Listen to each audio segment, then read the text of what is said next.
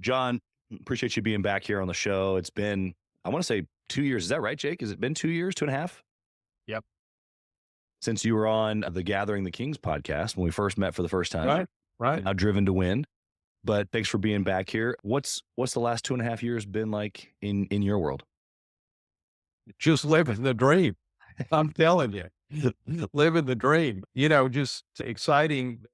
I have my own class teaching the methodology that I created from Think and Grow Rich really, it's such an ideal venue because I got 4 months with it.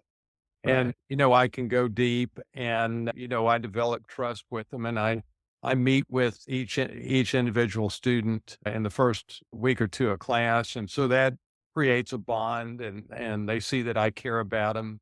And I tell them, you're just a younger version of me, which I feel that way with everybody, whether they're 50 or 20. But, Sure. just it's been, so gratifying to actually see the radical change it creates in them. Yeah. And so, it's just been great. Yeah.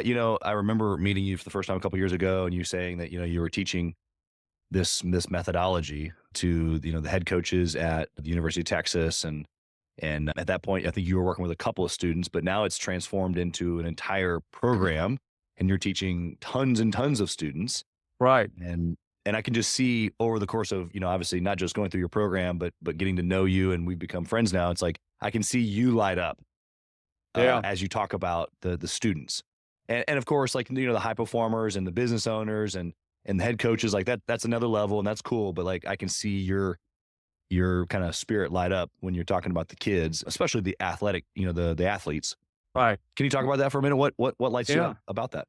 Well, we got 550 athletes at the University of Texas. And, a few years ago, I was telling the athletic director, let's make the University of Texas a gold standard for mental training and conditioning. And, a lot of people don't know this, but the University of Texas is the biggest brand in college sports, takes in more money than anybody else. And we're blessed to have won the Directors Cup 3 of the last 5 years, which is the award to the top athletic program in the country based on wins in all sports.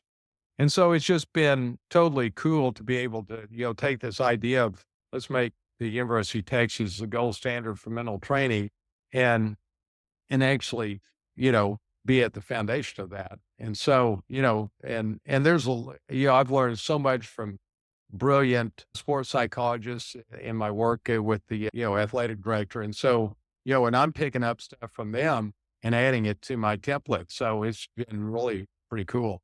Yeah. Well, and we'll talk about the methodology here in a minute, but when you're wise and you're paying attention and self-aware, there's things that we can add to our template or to our Yeah. visualization all the time. And it's the little tweaks that are better clarifying or articulating who that we believe we want to be. And when we rub shoulders with people like you and with, of course, the people that you're talking about. And of course, we've built a community inside of Gathering the Kings that we talk about this all the time, where you rub shoulders with amazing people and it agitates thought. It agitates the way that you think and what you believe that can be possible for you. Would you agree with that? Absolutely. And, I think that as we get into this today, people listening are going to find this interesting, but the people that are really driven, I think, are going to find it life-changing, truly. Yeah. And, Yeah. I love what you're doing with your podcast and with your whole group. I mean, I've been an entrepreneur all my life and I see how hard freaking made it, but I did, I'm all about teaching people how to work smarter, not harder. Cause I spent the first 50 years of my life working harder and, made a couple grand, 100 grand a year, but, it wasn't going to take me to netting 7 figures a year working harder. It only happened from working smarter. Yeah. Yeah. It's funny. I had a friend of mine ask me, he asked a bunch of people, but he said, what's your word for the year? You get one word. Mhm. And I usually do this each year. Julie and I sit down and we come up with a word. Sometimes it's been the same word, which is kind of cool. But my quote unquote word for the year was more with less, Right. Right. more with less. And he was like, you don't find that ironic that I told you to use one word and you used three? And I was like, well, I appreciate that perspective. However, I'm sticking with it because more with less is absolutely the train that I'm on, and I will be for the next available future because very much like you, I have overcomplicated everything. I've overcomplicated success, I've overcomplicated marriage, I've overcomplicated it all. And when we can kind of like have that aha click of like, wow, it's not that hard. It really comes down to intention, which I've been a big proponent of intention for a long, long time. But then going through your program has made me just so appreciate not only just the word intention, but really what it means to be intentional and being able to be back my discipline, which I've been so disciplined my whole life, but I've been Right. disciplined about making it hard and about the Right. intention, you know? Right. Well, I'd say you got such an advantage with that amazing woman you're married to. Right. Julie is just the best. So you got that right. I know. And hey, we both can agree that all three of us actually can agree because Jake's got the opposite experience and until he meets his forever queen, you know, that decision is so important Yeah, and absolutely. it can make or break. Okay, so we're gonna talk about this methodology, but you say in your book, and of course, as I've gotten to know you for the last 2.5 years, we've talked about this thing I'm gonna bring up here. We've talked about this a lot, but you talk about how it's only for the 2%. And now 98% of people, even listening today, they're probably not gonna get it, and it's not for them. Right. And Right. that's okay. You had to come to a realization that it's not for everybody and that it's only for the 2%. But you do a really good job inside of your book. The book's called The Missing Secret of the Legendary Book, Think and Grow Rich. And we'll have the links and stuff in the show notes. But you say in the book that it's only for the 2%, and you go into describing what the 2% is like. Right. Give Right. us what that is. Well, let me explain sort of how I really came to appreciate this. And you want me to tell my story and then tell you this, or what? How do Yeah. you? Yeah, that's fine. Okay, Or I we can think weave to it in give the audience a perspective, it's worthwhile hearing the story. for sure. Slightly abbreviated story, but so I became an entrepreneur when I was 30. Started out as a CPA, and in my 30s and 40s, I was in like 6 or 7 different businesses. And but when I hit 50, as you know, I was just wasn't as successful as I thought I should be. And I had two goals in my life: to make enough money so I didn't have to work, and to find the woman of my dreams. And so, I was falling short on both of them. And on the money, I always did pretty well. I made 200 grand a year, but as materialistic as this sounds at 50, I realized I wouldn't have the exceptional life I always dreamed of unless I started netting $1 million a year. And then on the girl, I'd never been married at 50, but I did a lot of interviewing, as you know.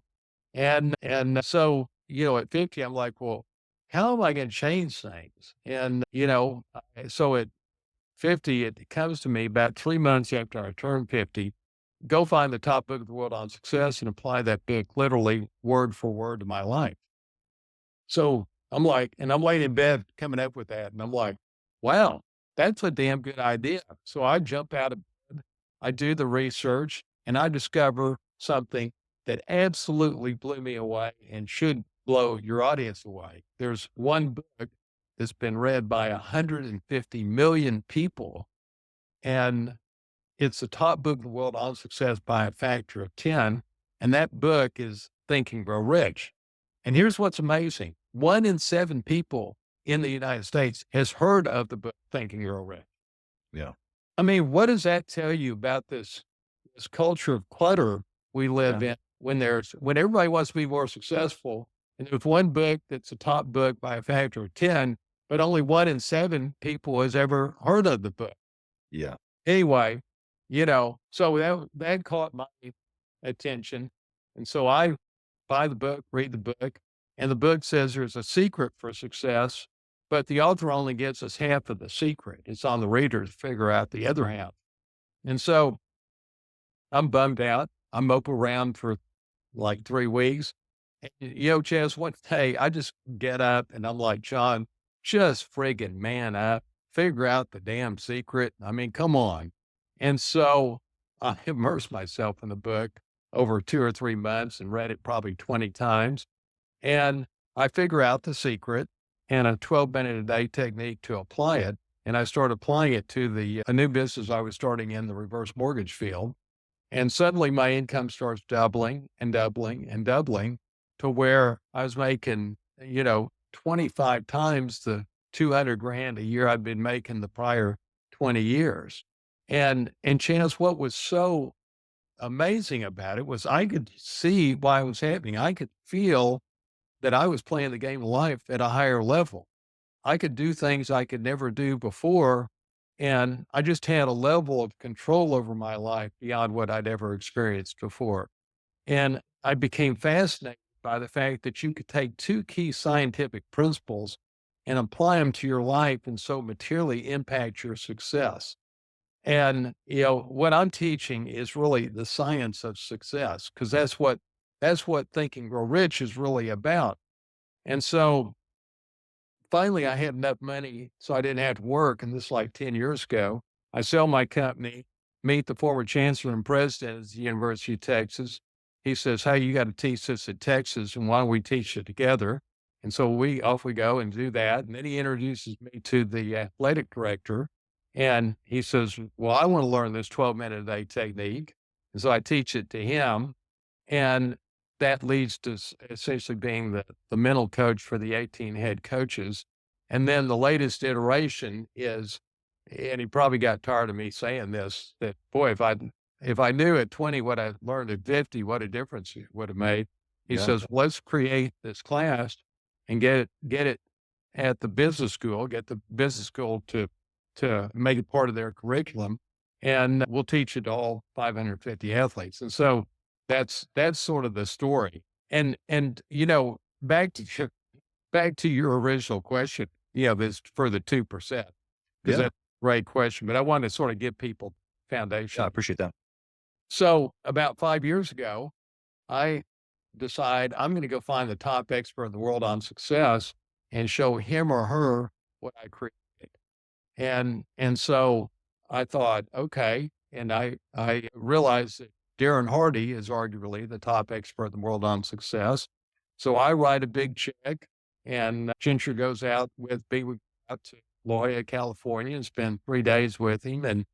And the moment comes, and I bring my template and put it in his hands, and I explain how it works. And he goes, "Well, John, this is really good." But he says, "People aren't going to spend 12 minutes a day on this." And I'm like, "Well, Darren, how the heck can that be? It Yeah. 25x my income." Time Magazine did a cover story on the science behind it. We're applying the central concept of the top book of the world on success to people's lives. What do you mean they're not going to spend 12 minutes a day? And he says, you know, the dirty little secret in the success business is that most people won't do anything to impact their success because more success is merely a preference, merely a preference. He says, and that's 98% of people. He says, this is for the 2% that are actually driven where more success is a necessity. And at the time, I thought, that just can't be right because everybody wants to be more successful. But over the intervening 5 years or 6 years it's been, he was so right. And so now I don't worry about the 98%. There's a lot of 2%ers out there. So that's what I've learned. Yeah. What are the characteristics that you found in the 2%? Because you're right. I've met a lot of entrepreneurs who say that they want more. I learned this phrase a long time ago. People do what they want to do. Yeah. Right. People do what they want to do, period. And it's a hard stop, period. If you say that you want something, you have it, or you're in the progress of getting it. But most people just say they don't Yeah. actually have. They don't do it. Right. Right. No, I think that's true. And I think, this is the characteristics I see. So first of all, they have to be driven, where more success is a necessity. It's not merely a preference. So that's the first thing. Second thing is they got to be deep. They got to be reflective about their life. And one of the things I see is that in this, at least in the American culture, I'd say that 80% of the people think that, you know, influencing your mind and mindset is woo woo and useless. And And I'd say I'm curious, what do you think? You think that's true? Well, I think that it's true that most people think that. Yes. Right, right. You think it's 80%? Oh, maybe even higher. Yeah. Right. Well, I get that. The only reason I guess my anchor on that number is I think about 15% of people meditate. So that tells me that there's a core of people that understand, maybe, they see the value of impacting their mindset. And there's a lot of people that sort of struggle with meditation that still, are into mindset. So for round numbers, let's Yeah. call it 80%. So, you can just wipe out 80% of the population right there. And besides being driven, they've got to believe in the power of mindset, and they I think have to be reflective about their life. Not everybody's reflective about their life. I call it being deep. And then the third component is they've got to be at a point in their life where, they're ready to change. So they got to hear the message at the right time that, yes, I'm looking for something to change my life. If they're hunky dory with their life, you know, and it's all just, wonderful, then, Right. timing's not right. But you hit them at the right time, so I think it's those three things.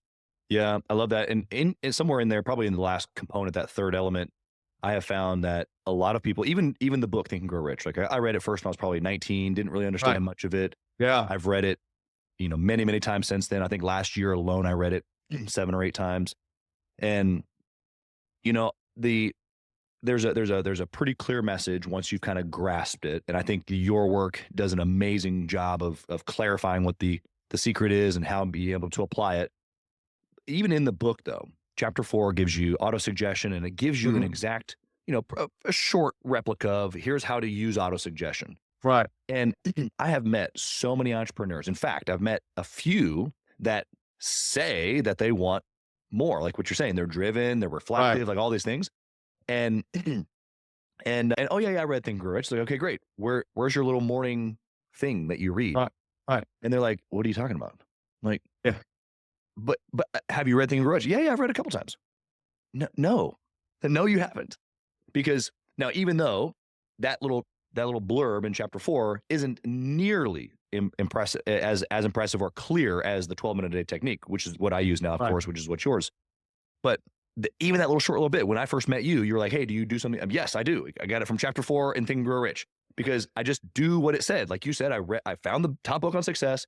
I decided to apply it exactly verbatim. And that last little component that you were talking about, as far as people hearing the message but not really getting it, I've Yeah. met so many entrepreneurs who say that they want more, but aren't even doing some of the very basic things like verbatim, which is Right. the language that you're saying. And it's like, why do you think that that is? Why do you think someone could read that? Or in your case, and Dan Hardy going, okay, here's the answer.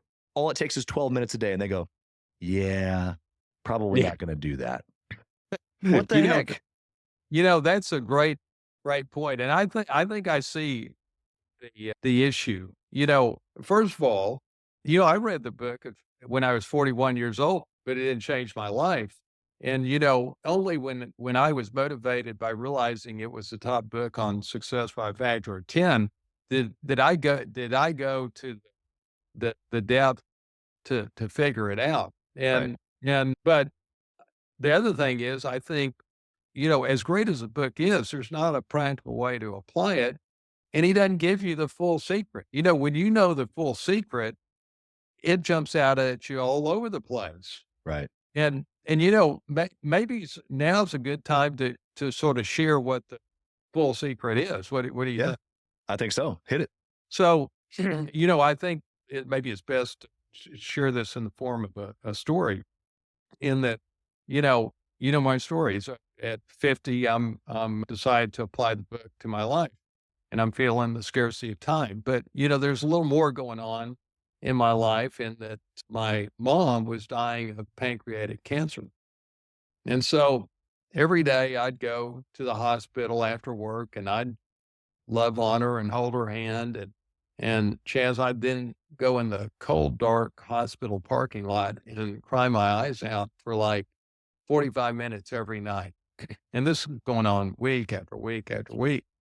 And, obviously I'm feeling the impending loss of my mom, but I realized there was something deeper going on.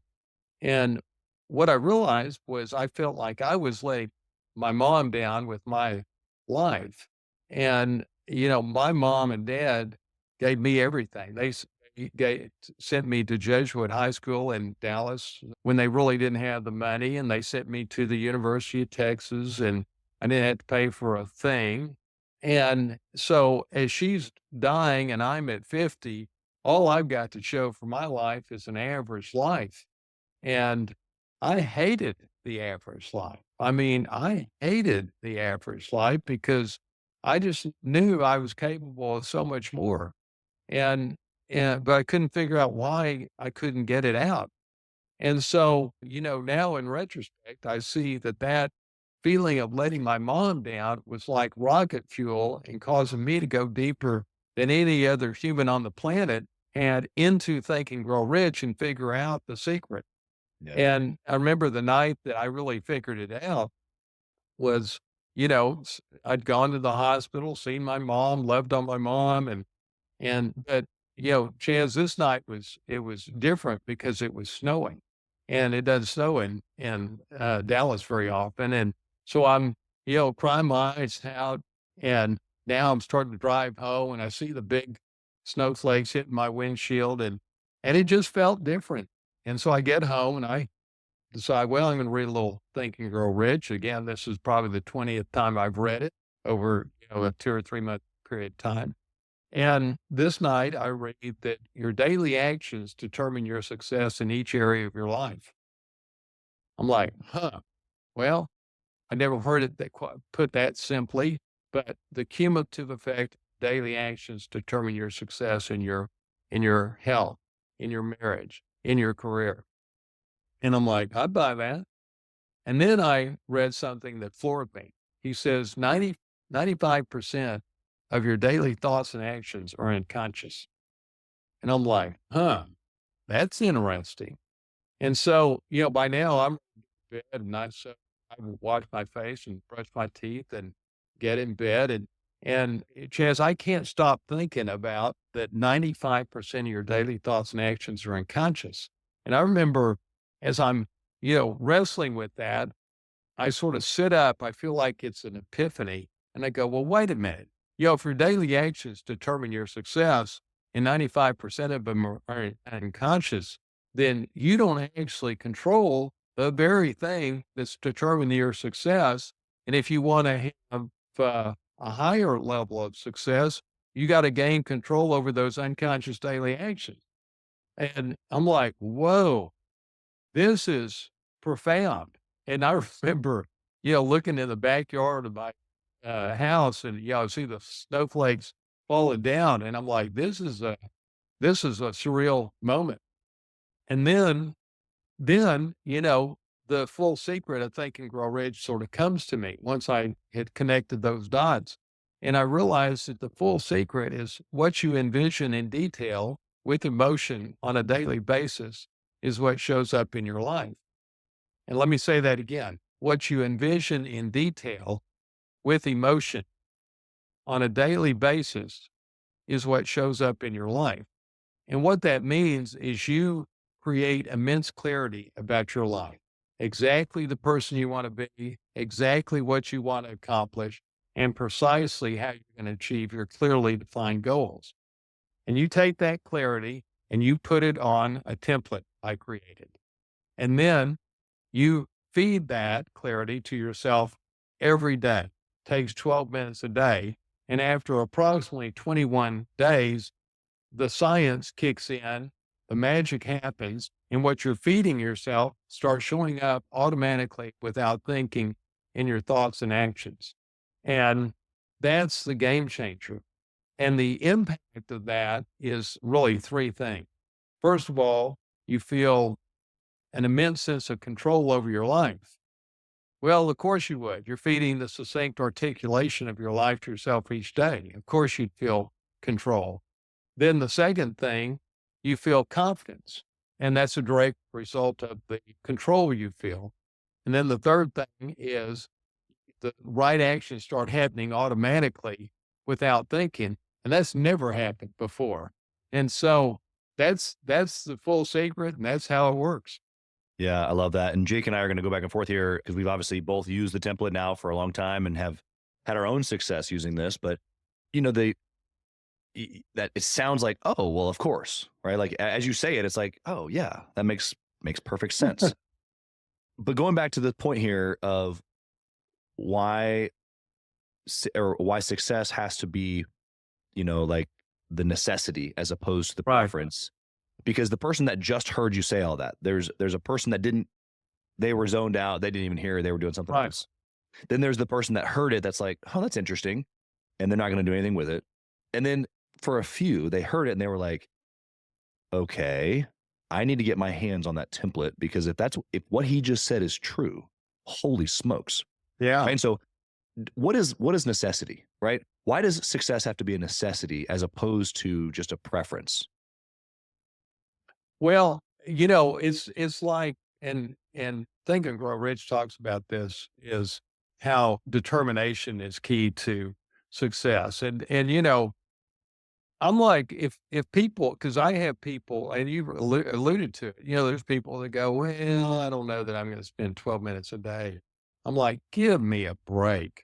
If you're not going to do that, I mean, you don't have to do my thing, but if you're not going to take 12 minutes a day to impact the thoughts that are going on in your head, you know, I give up on. Good luck, you Yeah. know. And so I don't know. I think that people are born with this drive. They either got it or they're not. I'm sort of harsh with the people that don't have that drive. That's how they were born. It's not they're not their choice. You and me and Jake look at the world from our point of view. We're like, we're driven. We're like, what's wrong with you? What's wrong with, well, there's nothing wrong with it. They just weren't given the driven gene. Yeah. Yeah, I think that there's, you say in the chapter we're talking about, finding the 2%. Basically, you're just going to focus on the enlightened 2%. Right. And it doesn't mean that those other folks can't get to that place. It just means that their circumstances, their environment, the way that they've been raised, all the things that accumulate have just not given them the ability to, to think of this as something that's valuable. And I'm going a particular direction on this, and then we'll kind of come back to the success that we've had with the template. But we were talking before we kind of hit the record button that Gathering the Kings has been doing some work with kids, and we're calling it Generation Mhm. Next. And Mm. we've had member kids coming into our success principle teachings, and we're going to start opening this up to other kids soon. And when I think about that environment that you were just describing about how the driven gene, Right. and how a lot of the genes, if you will, are some are DNA, some are environment, some are a mix. But how do you see, like, even you as a mentor of mine looking in on me and Julie and going, oh wow, like cool people, amazing, okay, cool, they're using the template, they're articulating their life, they're working in intention to get the things that they want in life. But now I'm like facilitating similar items with my kids. What does that, from your perspective, looking down a couple of generations, Right. like, what does that do to my kids and my grandkids and 5, 6, 7, 8, 10 generations down? Right. Well, I think the future for what I'm doing, I want to get it into kids' hands at a young age because, you know, you'd find this fascinating. I did this with my class last semester. And again, half my class is athletes, half are non-athletes. It's interesting. I had probably the most popular 19-year-old in the country in my class in Arch Manning. And I had a bunch of football players there. But early in the class, and I didn't know this was going to happen, but I have a dear friend of mine that spoke to my class, and so many of the students came up to him and said, boy, I've got this feeling of not enough. I'm not enough. And every one of them had this feeling. And so the next class, I'm like, I'm going deep on this. I don't know where this is going, but I'm going deep on it. And so again, every one of them had the feeling that they're not enough. And I'm like, well, of course you feel that way. You know, you're wired for survival. That's the biggest problem people have to overcome in life is that you're innately wired for survival and it causes 75% of your thoughts to be fear based and you're reactive rather than proactive on your important agenda. You're also highly resistant to change. But, so that you're wired that way to be fear-based, and that is what generates the feeling of not enough. It also generates that negative inner voice that the vast majority of people have. And, so as we got that clear that that was the problem, I'm like, think how cool this is. Just imagine that we take your life, the person you are today, the things you like about yourself, the things that you don't like about yourself, you've been created haphazardly. None of it was with intention. How you were raised was probably not even was certainly not your intention. It might have been your parents' intention, but more often than not, they were just winging it. And so, but you exist by a haphazard number of things that made you the way you are. How about if we just start all over again with a blank sheet of paper and let's create the ideal you, in the 5 key areas of your life, yourself, your health, your romantic relationship, your spirituality, and your career. And that's how the template is sort of laid out. And, then we do that in the conscious mind. And then once we've created the ideal you, you're going to feed that to yourself, either listening to it or reading it. And then that's going to shape the subconscious mind, the doing part of you. And, and after 21 days, that ideal you is who you actually become. And so, I found that fascinating and they found it fascinating too. Yeah. And so, Hey, kings and queens, Chaz Wolfe. I want to talk to you about something that's super important to me.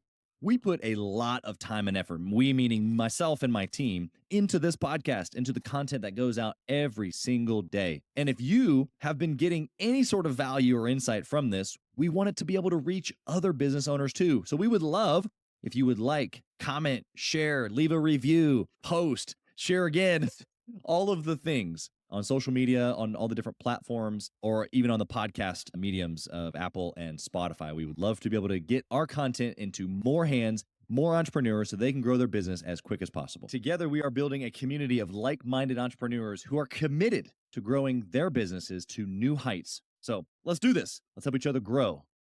Yeah, it's so interesting about this negative inner voice, and I'll let Jake kind of take it from here because, I worked with you a couple of years ago, almost 3 years ago now, and went through the program, and then Jake did this later, but his initial connection with you was around this negative inner voice work.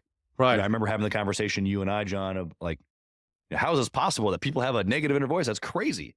And I'm sure that there's been times in your life, my life, where we've had doubt or unbelief or whatever, but Right. not to the level that Jake and others in our group that were like, oh no, like negative inner voice, like big raise of the hands, both hands, Yeah. like that's for sure me. And so, Jake, why don't you jump in here and talk about what that was like beforehand, and then maybe you and John can go back and forth. Yeah, it's so interesting now that I'm on the other side of this negative inner voice that plagued me for most of my adult life, all of my adult life that I can remember. It's so much quieter in my brain on a daily basis now. I'm able to focus more because I'm not having the mental ping pong of you shouldn't have done that, or you should have done that, or I can't believe you did that, you silly, whatever. I grew up in a household where I was just told that we're the toughest on the ones that we love. And so I projected that onto myself. And so I was my worst critic.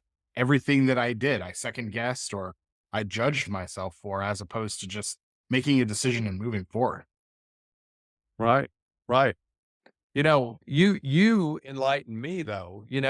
I remember when I was working with some of the kings, they weren't quite ready for the 12-minute a day, for whatever reason, but they all had the negative inner voice. And I remember, saying to them, man, life is tough enough without you piling on you. I mean, you got to be your own best friend. And to have this negative inner voice, what a lousy way to live. And, again, it's natural that most people have it because we're wired for survival. But what you taught me that was very interesting, and I knew this was how it would work at first. After 21 days, what happens is it doesn't just magically go away. What happens is you're very aware of your thoughts. And when it raises its ugly head, I taught you to trigger to something you're grateful for. And so that's that, and that would work. That would, as soon as you recognize that negative inner voice, boom, you're thinking about something you're grateful for, something you've already put in your template that you're going to trigger to.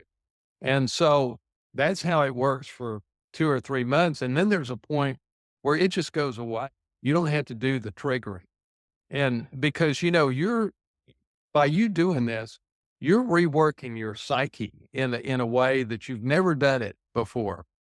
And, I think now might be a good idea to explain how the human mind works, because this was the game changer in my life to go 50 from not understanding how the human mind worked to understanding it. So what, you think that's okay to share that? Absolutely. I love that. So here's how the human mind works.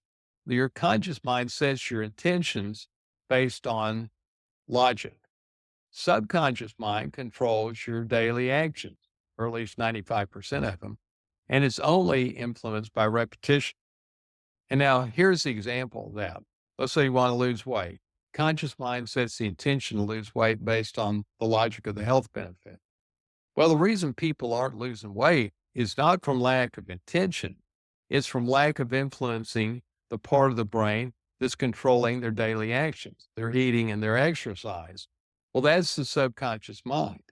And so what that really means is that, again, the conscious mind is setting your intentions, and the actions associated with your intentions are controlled by the subconscious mind, and it's only influenced by repetition.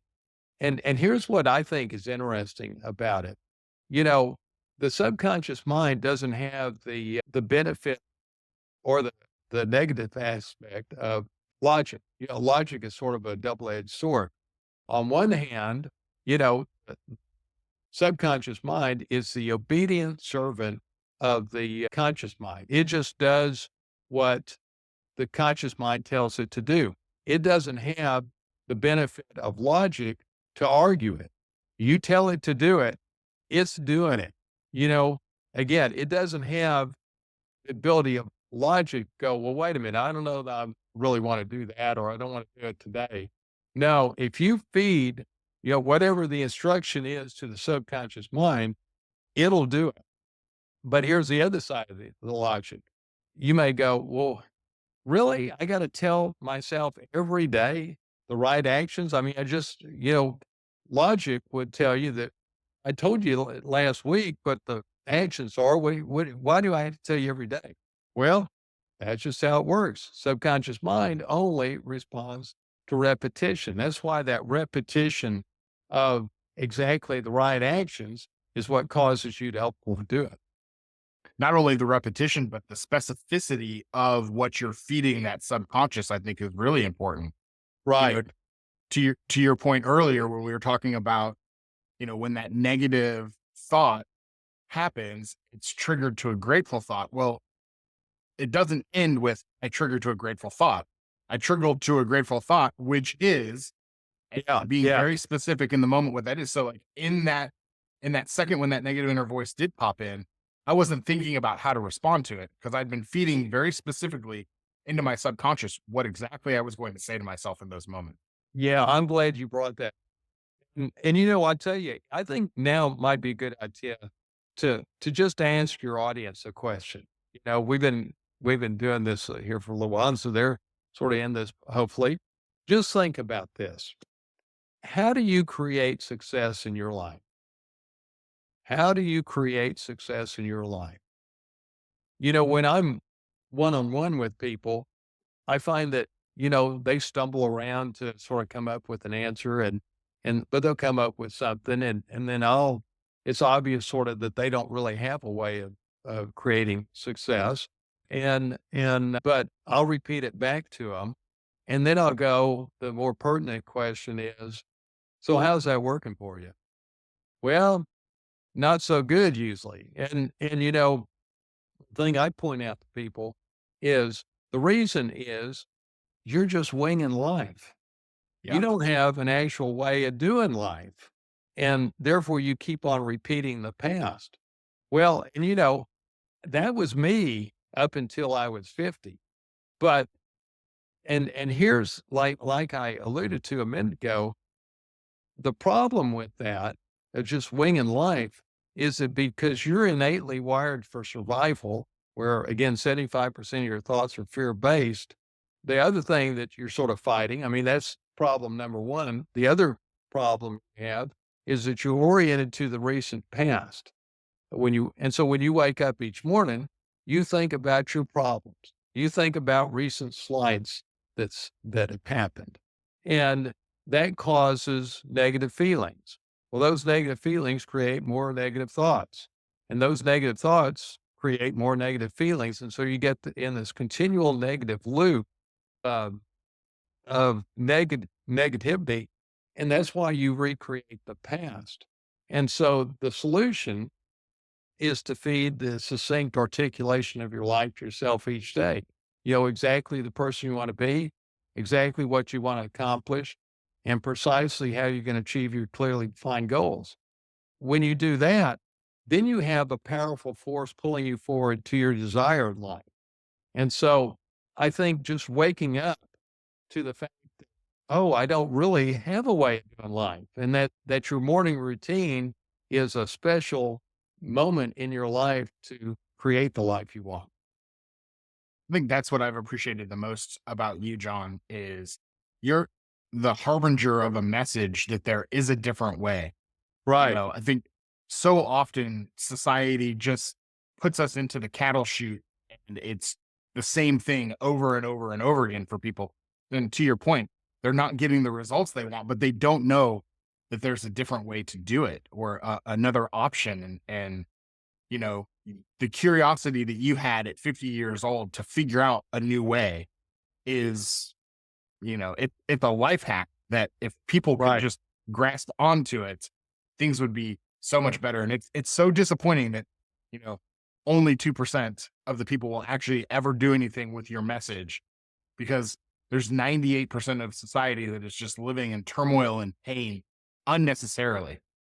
Well, yeah, I know it is sad, but again, God made this world to survive, and I've fretted over just the statements you made, but you know, He made it this way to where 98% are gonna live that way, and they're not, and that more success is gonna be just a preference because that promotes, for whatever reason, I don't fully understand it, but that's what promotes survival of the species. You can't have 3% and 97%. It's got to be, 98%, 2%. Now, my numbers could be off. We'd have to ask God what the actual percentage is, but He knows the number, and it's around 98%, 2%. And so, I used to worry about the 98%. I'm not worried about them anymore. I wish them the best, though. Yeah. Well, let's fast forward to the missing secret and the journey that you've been on over the course of the last year to write this book and to promote your message to a greater mass audience than you were in Right. the one-on-one coaching.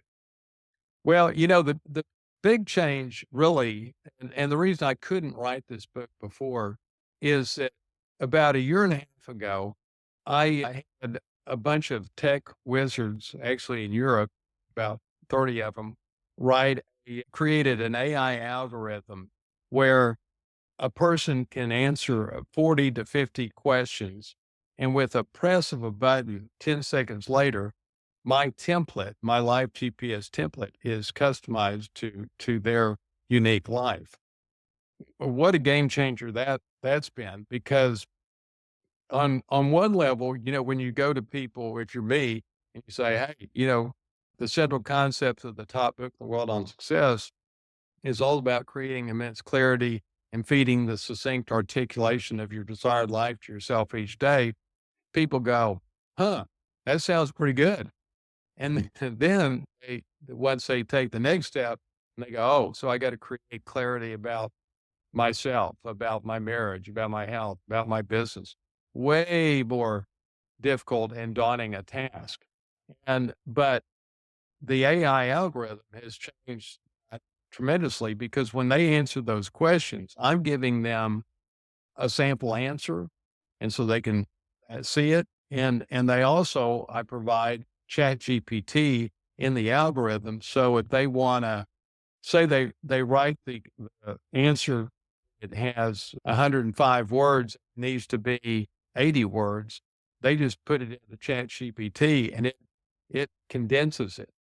And I mean, it's pretty amazing to watch it. And so it's just made the methodology so much easier for people to apply. And now, so I couldn't really write the book. I didn't realize this until I started writing it. I couldn't write the book before now, because I didn't have that component.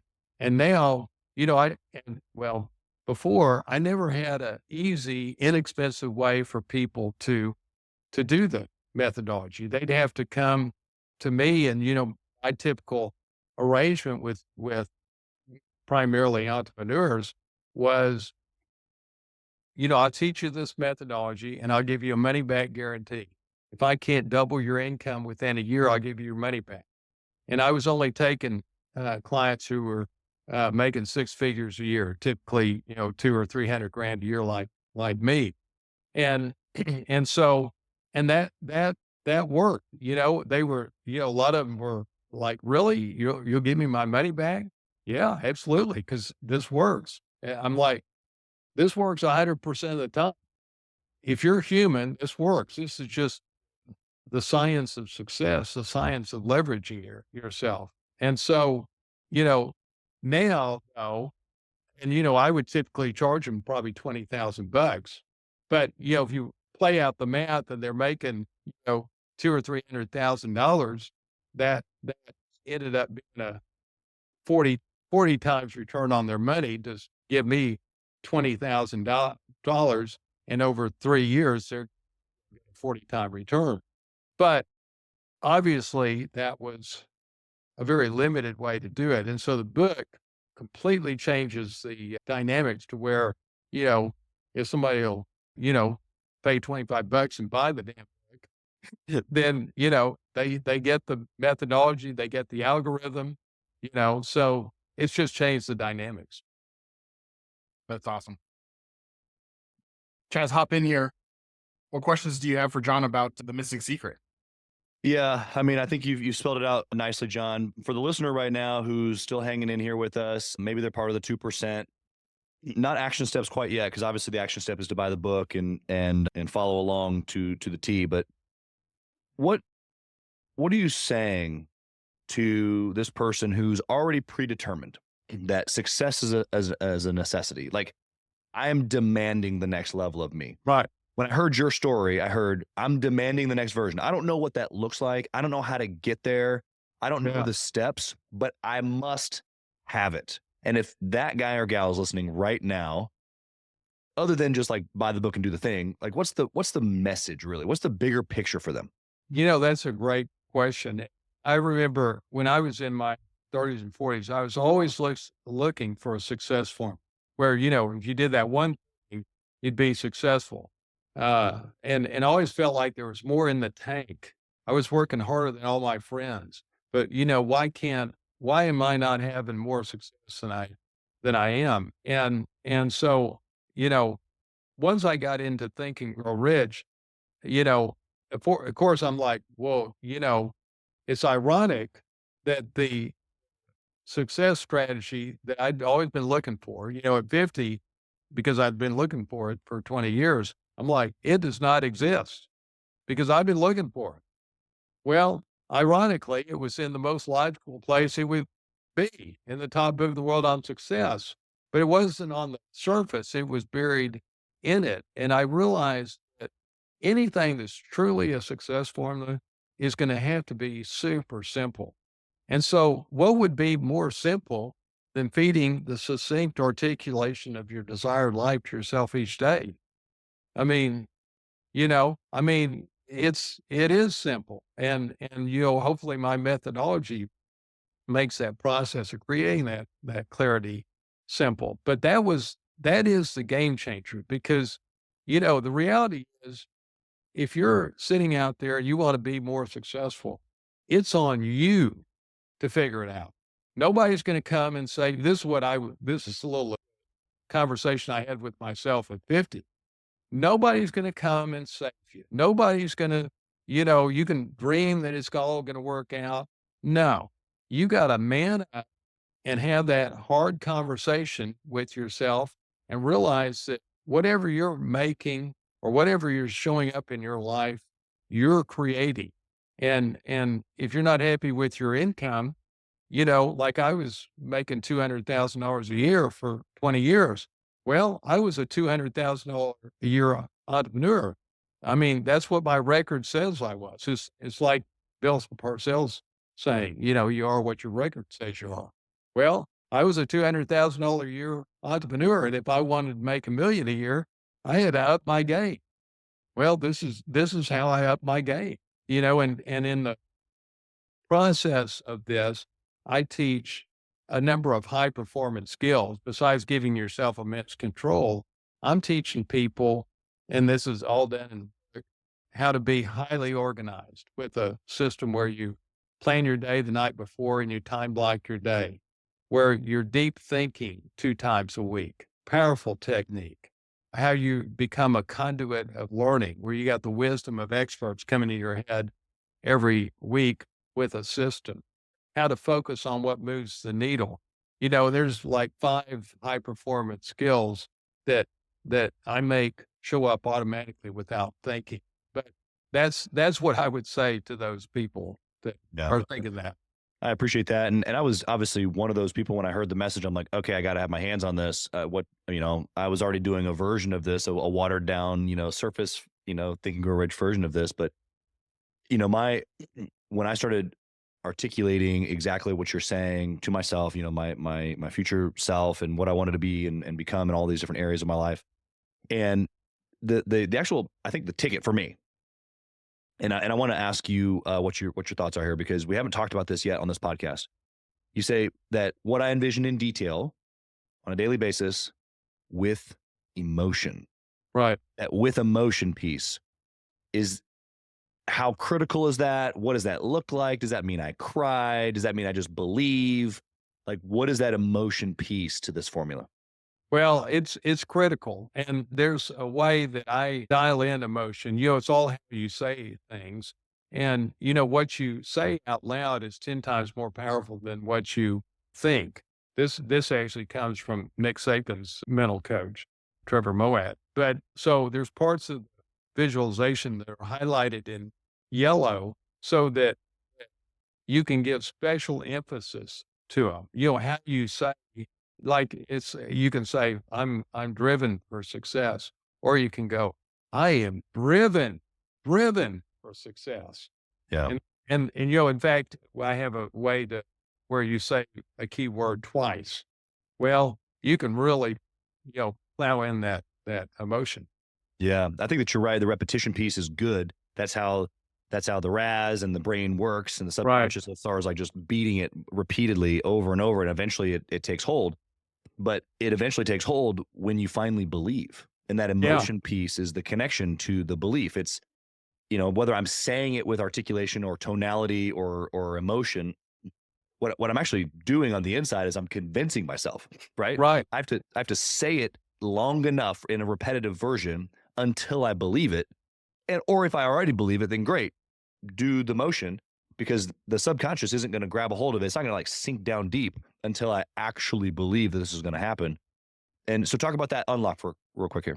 Well, what you just said is powerful. That's exactly Right. And here's the thing that's amazing to me. The subconscious mind is so pliable. I mean, it is so easy to manipulate. And again, Think and Grow Rich is all about proactively manipulating the subconscious mind. Again, it's obedient servant of the conscious mind. And so, if you just feed it every day, maybe you let's say you decide, I want to, and maybe you don't really believe that, you know. Well, if you feed it to yourself every day, this is how faith works, and especially with the subconscious mind. It doesn't know what's true and what's not true. Again, it doesn't have logic to go, well, whoa, wait a minute. You're not going to be making $1 million a year. Yeah. That's still your conscious brain saying that to yourself. Yeah. But again, 95% of your thoughts and actions are unconscious. So, who cares what the conscious mind is? We influence that as well. But, it's just that repetition, just what you said, that repetition creates the faith in it, especially in this part of my methodology. Not only are you going to articulate that that's the goal, I'm going to make you figure out exactly how you're going to get that goal. What's the detailed path? And then you start feeding that to yourself every day, and you'll see that path that you originally created is not going to be exactly right. You'll take tweaks. And what happens over time, the conscious mind is constantly tweaking the direction, and the subconscious mind is constantly now believing more and more in the goal. Yeah. And giving you feedback, right? Because the subconscious Yeah. can serve up to us what we need next, based on what we're feeding her or what we're saying, where we're going. I love that Right. part of the science. When I went through your information, it was like, okay, I'm learning about the RAS and learning about the different elements of my brain and how, I've been training myself all this time to either let in certain things or disregard certain things. And when I become super hyper aware of what it is specifically with clarity that I'm after, then all these other things start coming to me, opportunities, ideas, relationships, whatever. And they Right. start magically happening. It's like, well, no, before I was just shutting those things off. Now I'm Right. just super open to them and I'm shutting off all the noise actually is what's happening. Right. Right. I'll tell you something you'd appreciate. This shows you that people don't really take in information anymore. And I see sort of why this is. I think it's because of social media and this flip through culture we live in. But I was on a podcast, 2 or 3 weeks ago.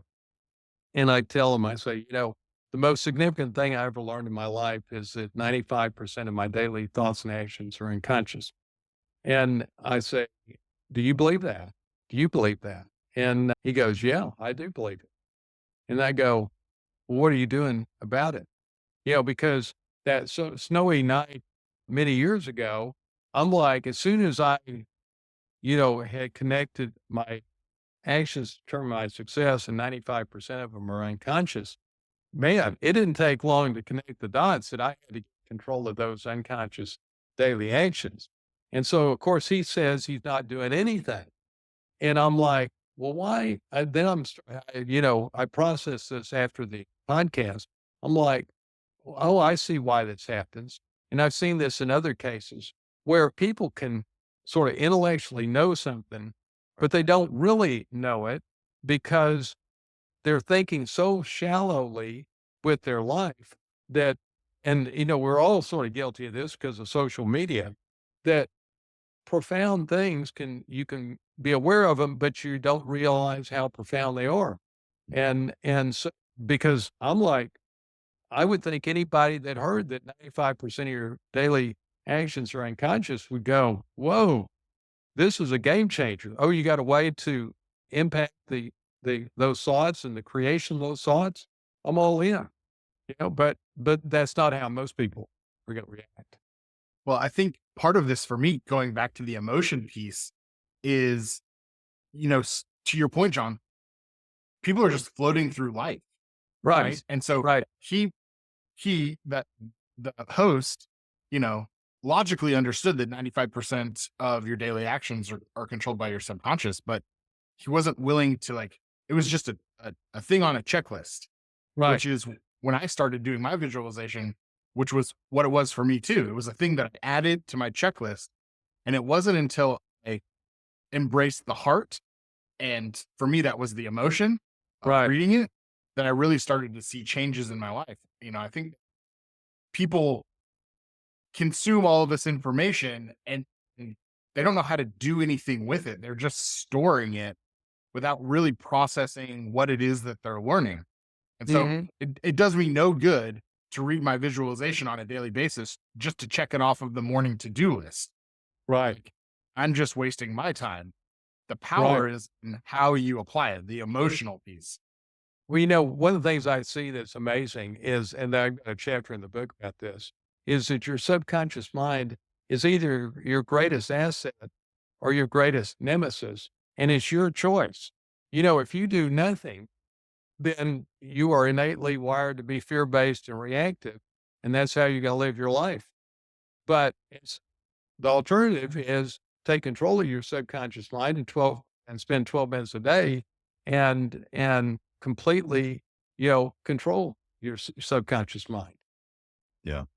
Yeah. When you say it like that, for someone listening, you're like, okay, I either do this or I don't. Like it's kind of one or the other. It's either hot or cold. You're either directing your life or you're Mhm. Mhm.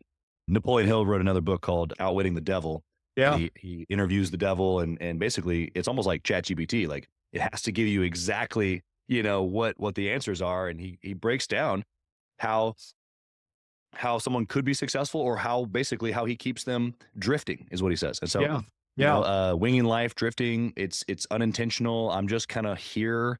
I'm not doing anything on purpose or on intention. And I think that would be our main message here today for the listener is like, look, whether it's John's book or 12 minute a day methodology, like Jake and I have chosen, which I think is a great option and choice for you, or if it's something else, good. But like, you got to be the one going, okay, I recognize that my life literally will be the summation of my actions.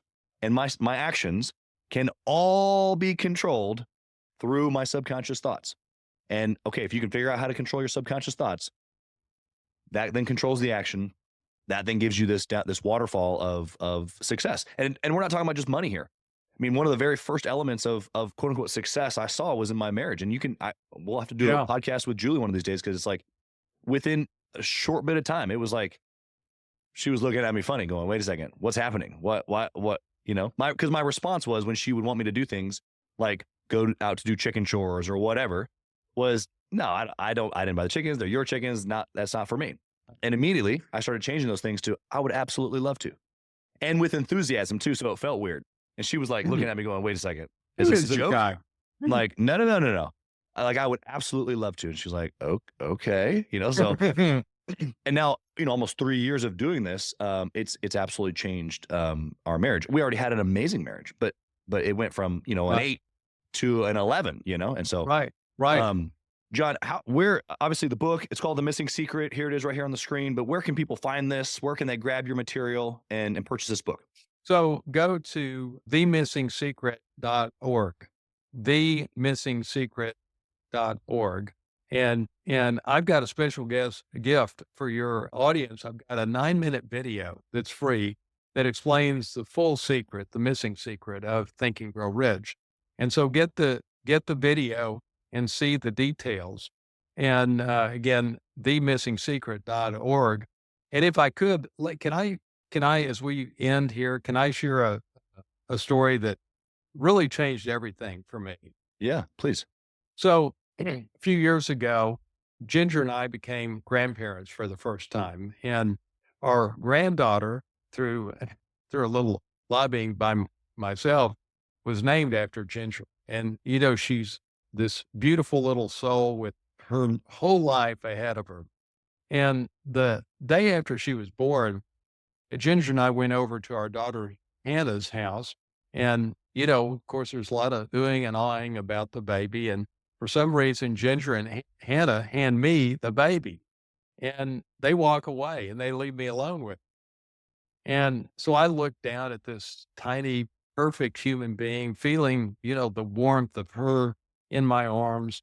And, in that instant, Chaz, something really unexpected happened. I started to cry. I really did. Tears just welled up and spilled over because I realized with absolute clarity just how precious her life was. And I realized, hey, she's going to live for 100 years. And how more than anything, I wanted her to have a beautiful and fulfilled life. And then I realized, then this hit me hard, that the quality of her life would come down to one thing, the thoughts that are going on in her head most of the time. And that would determine her happiness, her success, and her impact. And right there, through those tears, I made a vow that I was going to do everything I possibly could to shape the creation of those thoughts that are going on in her head most of the time.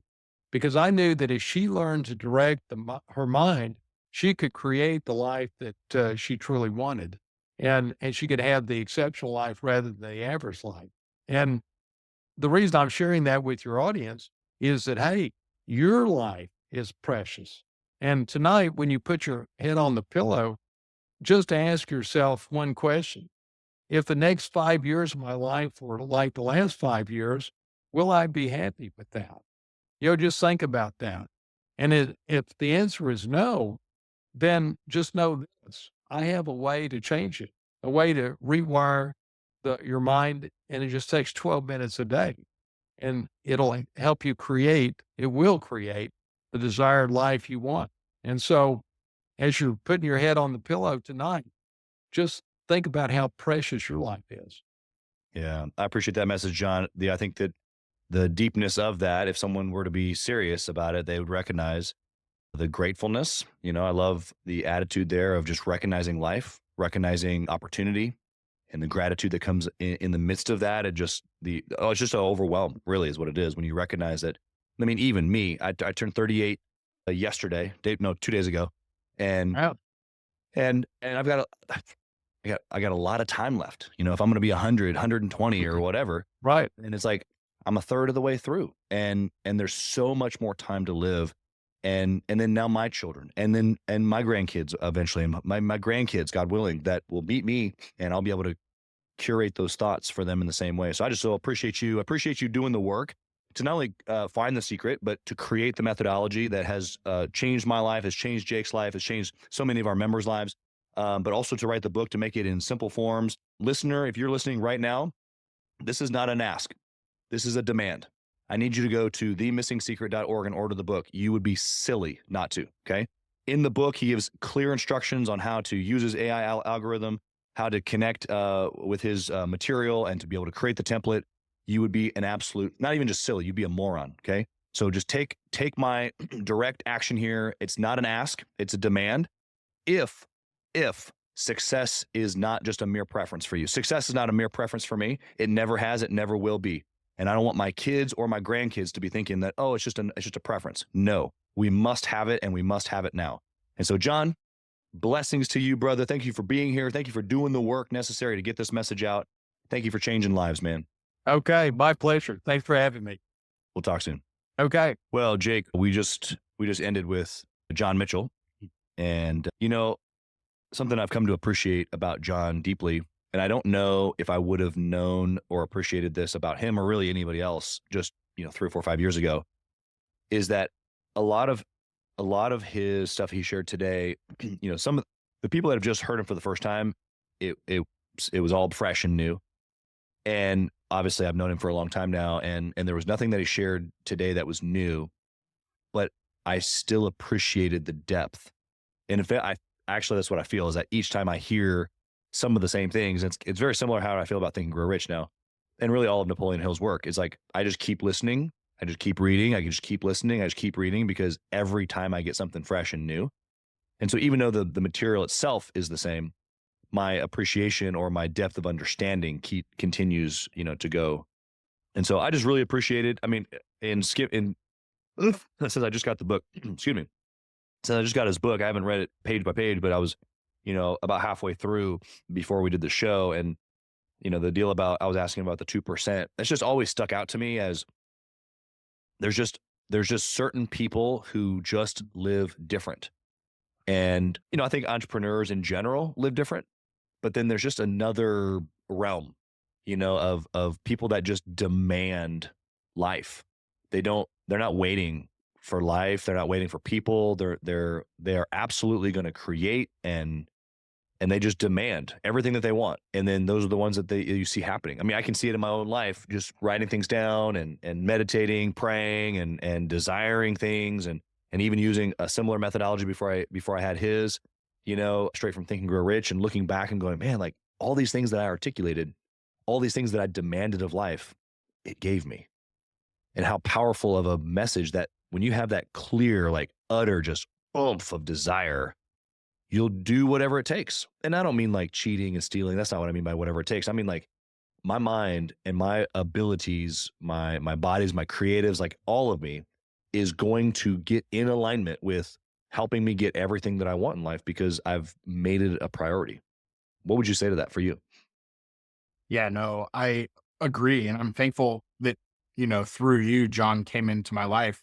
I've said this before about him and I've told him this, but, John Mitchell saved my life, and not saved my life that like I was suicidal and, that type of stuff, but like he gave me a tool to solve things in my life that I didn't realize needed to be solved. And Yeah. now that I've solved them, specifically the negative inner voice stuff, now that I've solved them, life is just so much more abundant. The future is brighter than it's ever been because of being able to apply things like his methodology into my life. And now, as opposed to a passenger or opposed to someone who's just waiting for the shot clock to end, like I'm directing all of this stuff. I'm in control, and it's invigorating.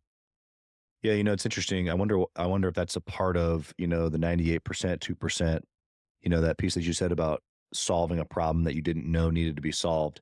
And that's like, number one worst marketing thing ever is to solve a problem that people don't even know that they have.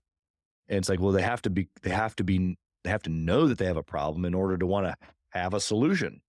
Yeah. But that's not how success works. That's not how desire works. That's not how training the subconscious works. Like they have to want it. And if they don't want it bad enough to realize that they just keep hitting the ceiling, whatever the ceiling is, if it's dollar amount, if that's a relationship status, whatever, even in his own story, he said, I just kept thinking there's got to be more. There's got to be more. I have more potential. I've got more in the tank is what he said. And I think a lot of entrepreneurs feel that way, but then never do anything about it. They're not like searching and turning over rocks and, there's just a general lack of curiosity. Right? Most people believe that they can solve the problem through hard work.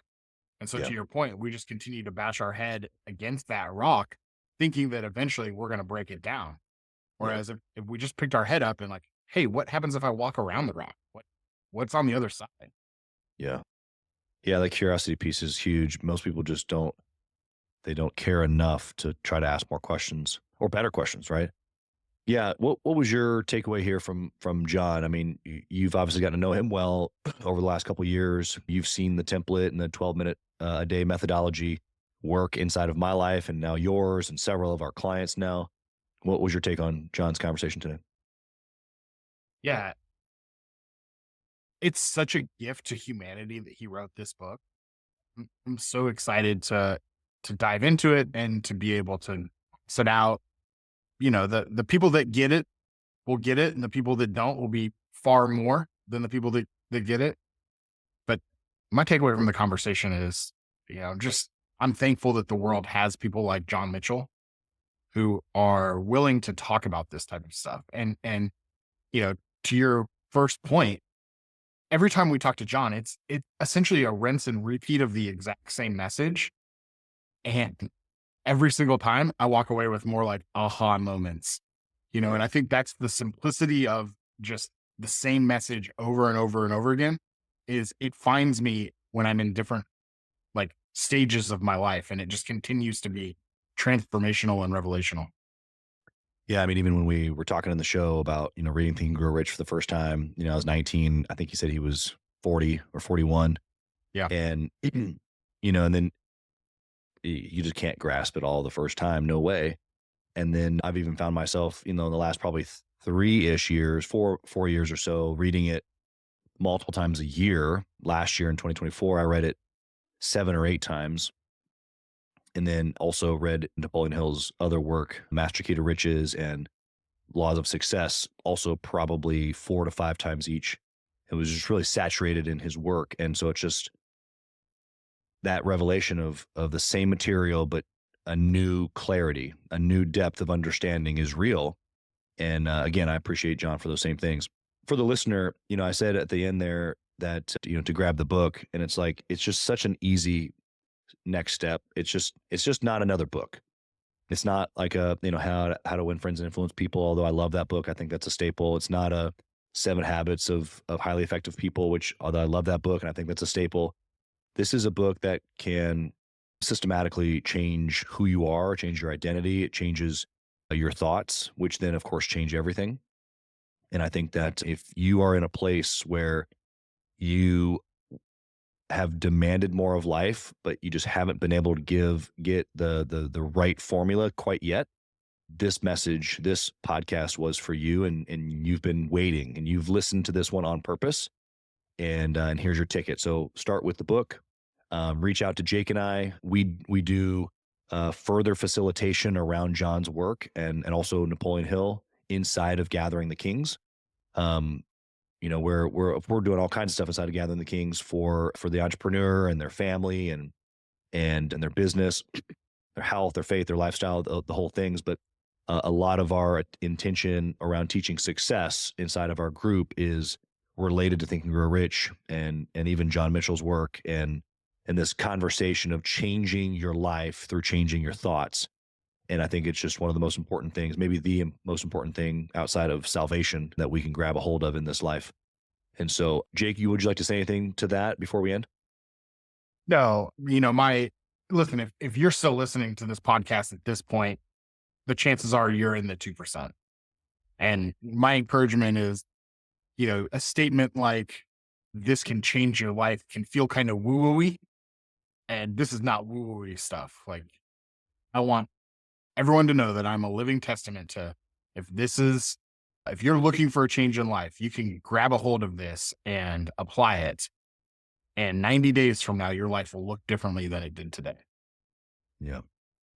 Well, we appreciate you listening. As always, Driven to Win, your place where we've got not only conversations with amazing entrepreneurs like John Mitchell, but conversations around what we're doing inside of Gathering the Kings. And soon, some conversations with Julie, my queen, and coming soon to this channel. So thanks for tuning in. We'll see you next time. Thank you for listening to Driven to Win. I hope that you were able to pull out a few nuggets to go apply into your business right away. More importantly, though, I hope that you're realizing that it takes more to be successful than just being by yourself, doing it all on your own, carrying the weight all by yourself. What I have realized, not only in my own journey from multiple businesses and multiple different industries, and now interviewing over 200 or 300 other very successful 7, 8, and 9-figure business owners, is that it's tough to do it alone. And so Gathering the Kings exists to bring together successful entrepreneurs. In fact, we are putting together 1,000 kings, specifically who are grateful but not done. We're intentionally assembling kings who fight tooth and nail for their business, family, and communities. And here's what we believe, that in the pursuit of excellence in those areas, that it ignites within us the responsibility to govern power and forge a lasting legacy. So if that relates and resonates with you, and you know that you need people around you, sharp, qualified, other very successful business owners, I want you to go to gatheringthekings.com. I want you to take a look at what we're doing and see if it makes sense for you to be part of our pursuit to 1,000 kings. Talk soon.